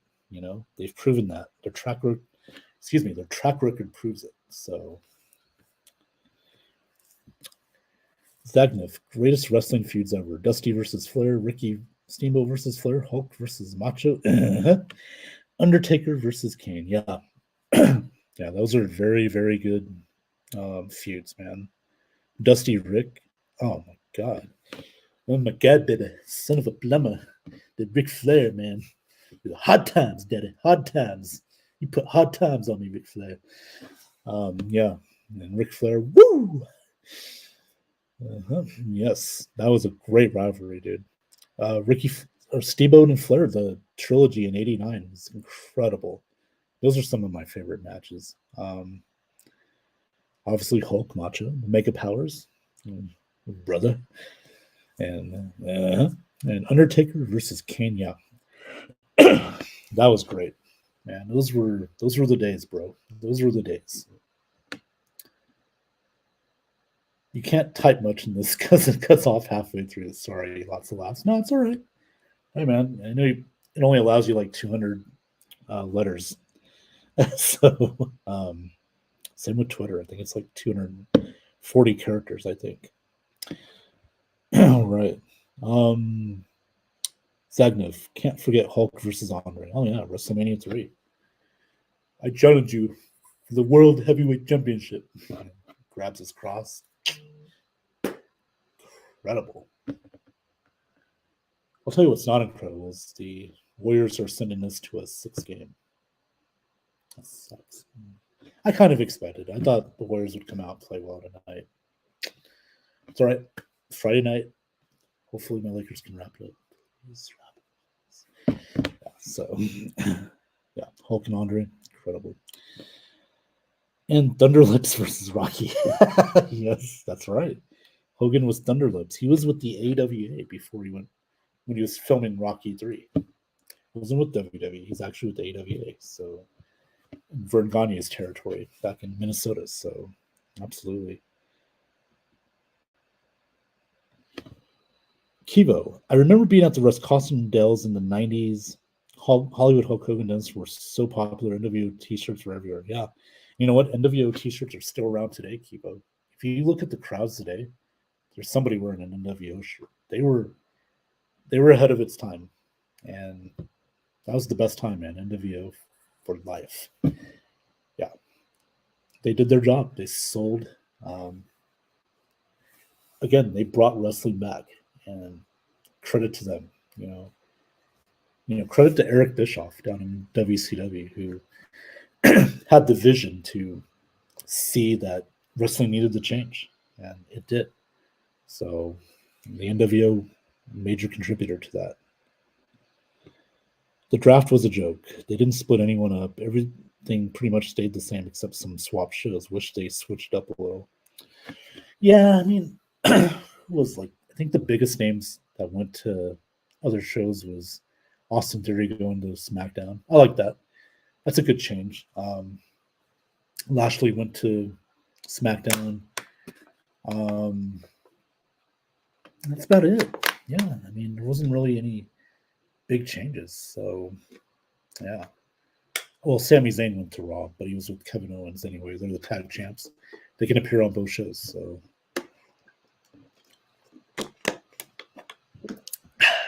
man. Big Papa Pump. Holla if you hear me. Yeah. Or can we forget Steiner Mouth back in TNA? No, Big Papa Pump was great. He was great. Good character, man. Like, to all my freaks out there, holla if you hear me. Yeah, he was great. And his brother Rick. Kivo, I was about 6 and I cried when Hulk lost to the Ultimate Warrior. I watched it over and over on VHS, hoping Hogan would eventually win. Yeah, I mean, well, we were kids back then. I was about the same age as you, dude. Oh wait, you're 6. I was 10. So, yeah. Well, we didn't know this as kids, but the story behind that was Hulk wanted some time off, and they had to find the right guy to carry them over. And the Warriors sold. He sold merchandise. He moved money. He was money, and that's why they put the belt on Warrior. He was controversial, behind the scenes, no doubt about it. But Hogan put him over. And the Warrior, he was popular at the time, and he deserved a chance at it, being the guy. So that's why they did it. And Yeah, I mean, I was a Hogan fan too, but that run did eventually have to come to an end. But Hogan got it back in '91, beat Sergeant Slaughter WrestleMania 7. So yeah, guys, I really, really hate doing this, but I gotta go, man. I didn't think I'd be on this long, but you guys and girls, appreciate you. Really appreciate you coming out tonight, commenting on this random show. Um, what did I do to deserve this? I mean, just go random live. I don't know, but I appreciate it. I got new subscribers. I'm gonna subscribe to you guys as well. I'll answer a few more questions, but I gotta get going here. Zagnif NWO borrowed heavily from the legacy of the Four Horsemen. It was a faction, but actually, the NWO, Bischoff had a. This is Bischoff's idea. There's a group in New Japan had a group similar to this that kind of took over a company. That's where he got the idea from. Was that NWO? So, little story behind that. Interesting. Enemy Cat, do you think they should make WWE back to rated R? Or like TV 14? I think they have already TV 14 on Raw. So they have, but if you're talking about like the Attitude Era with the middle fingers, these, I'm not doing that to you. I'm just saying middle finger. Austin did, or the porn star named Val Venus, stuff like that. No, they can't do that today. But it was a different time, a different era.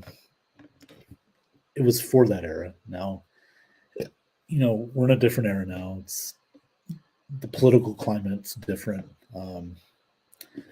Good or bad, we're different. I don't know, but I've always believed that if you have good storylines, you have good characters that you get behind, the story makes sense, it'll be a good product, So we got WWE, we got AEW.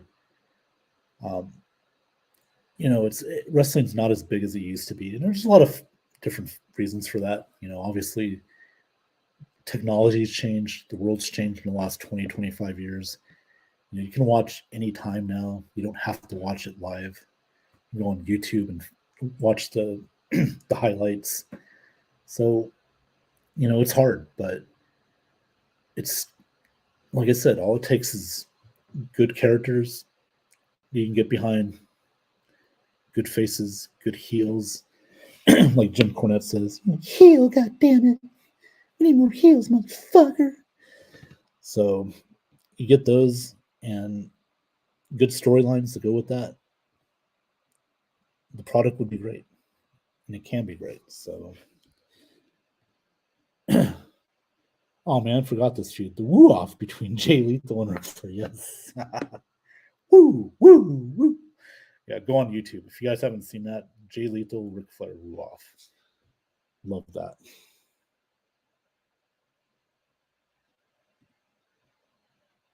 By the way, I'm a woman, but it's cool. No, okay. I apologize, Emmy Cat. You're a woman. I respect that. Thank you, by the way. Now I got a female audience as well, dude. So man, I feel loved tonight. Thank you.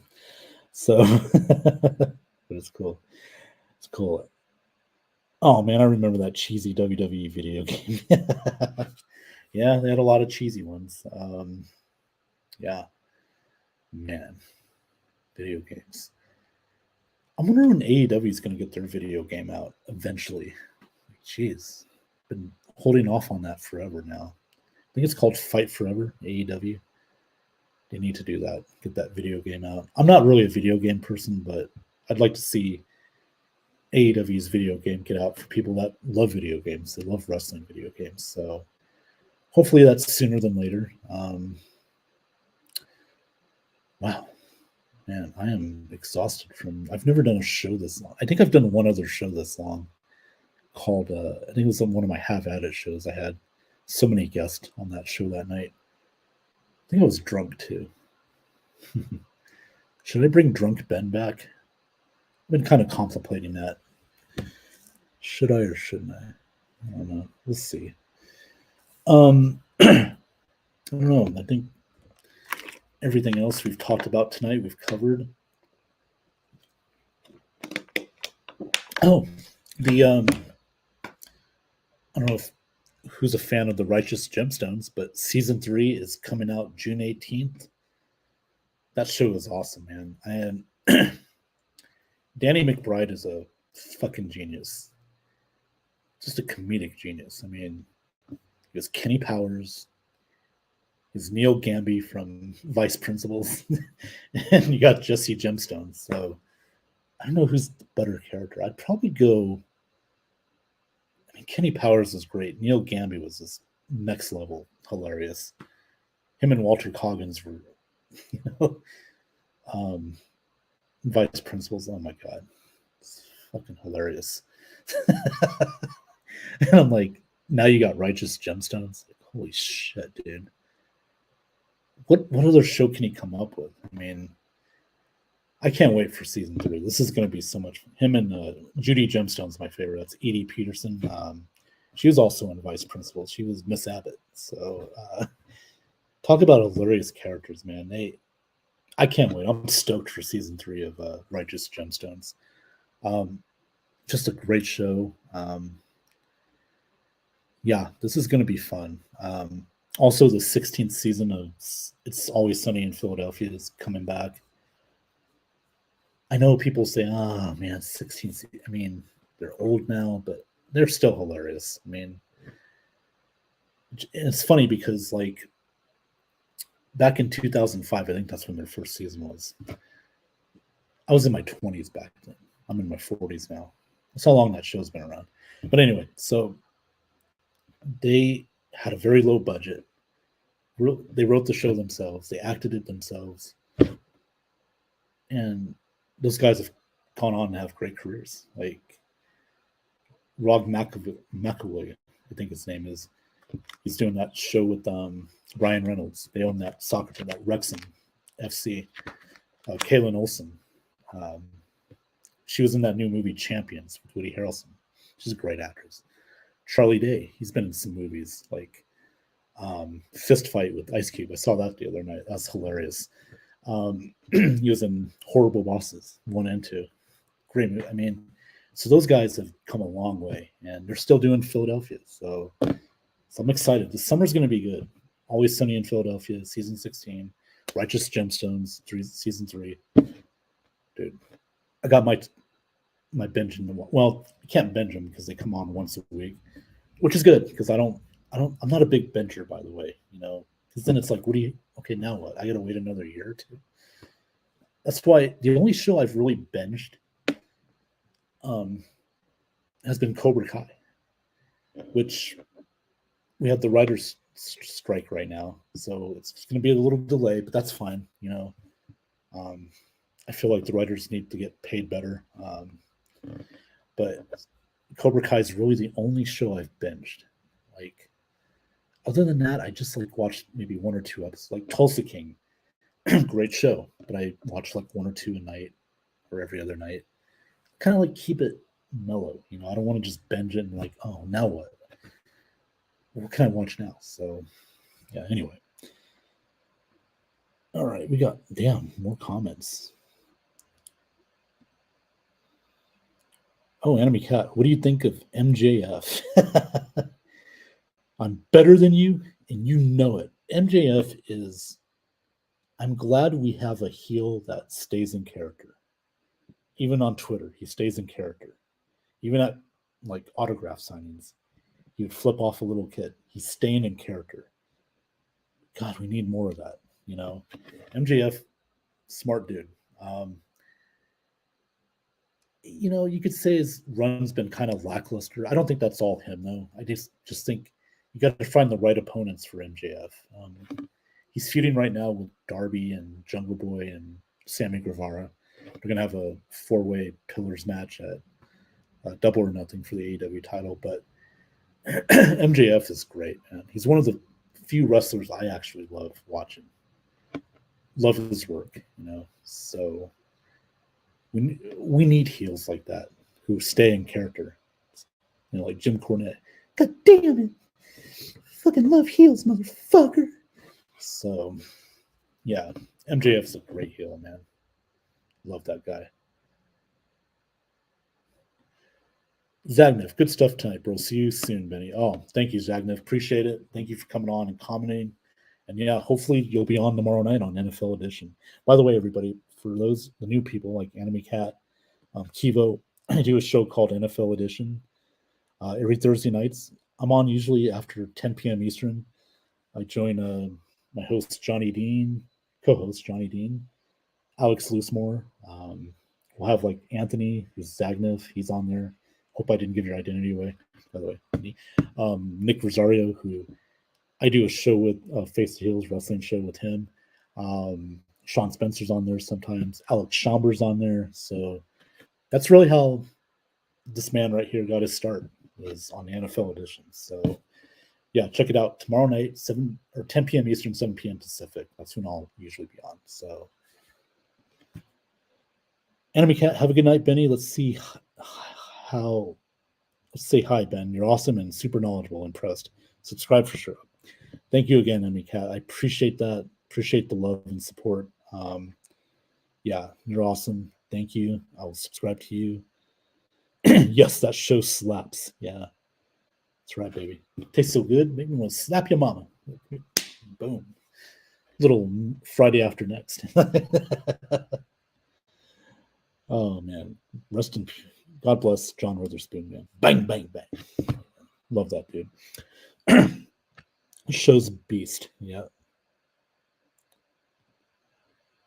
Kenny Powers 1, Jesse Gemstone 2. Yeah. Yeah, that's about right. I mean, that's fair. That's so hard. Neil Gamby's great as well, man. Vice principals. Uncle Billy, Baby Billy's a hotness. Yes. Oh, yeah. You got to love that dude. Walter Coggins is great.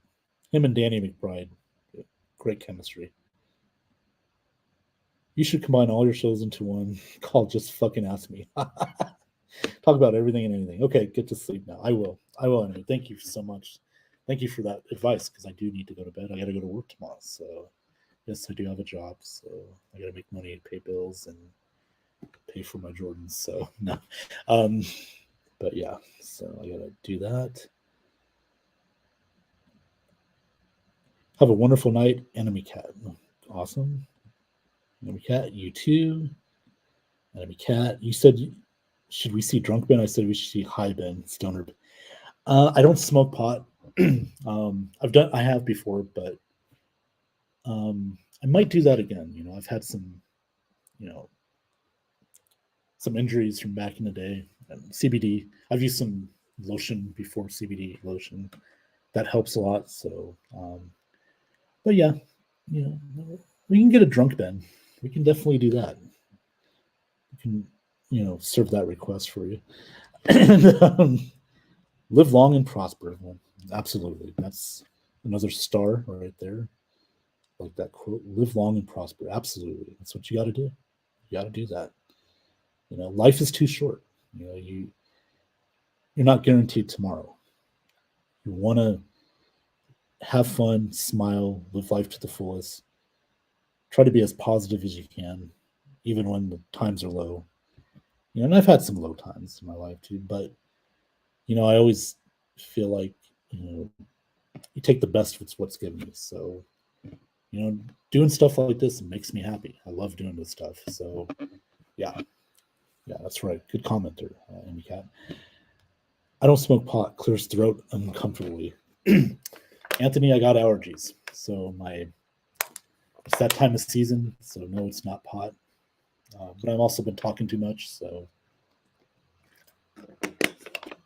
gotta save the voice. So anyway, guys, girls, and we'll read one more. You're smoking with the wrong people. You need the right strain to help you mix with CBD and just see the world in a different way. Ha, yeah, Star Trek code. Live long and prosper. Yes, absolutely. Yeah, well, I don't think I might smoke again. We'll see. But drinking, yes, I can definitely do that. All right, guys, it's been over 2 hours. Yes, Ben gets to sleep. I will. I'm going to do that, Amy Cat. Thank you for reminding me. Everybody, thank you so much for join me on the show tonight. Love the 2 new subscribers. Appreciate that. Thank you so much. And I will follow you guys as well. Ladies and gentlemen, catch me tomorrow night on NFL Edition, 10 p.m. Eastern, 7 p.m. Pacific. Friday night, Have At It, episode 21. Talk about the NFL schedule and some other stuff. And I'll do my other new show, Let's Buck with Ben. Should be Saturday or Sunday. I'll give you more details later on. Everybody, have a good night, and I will see you later. Take care.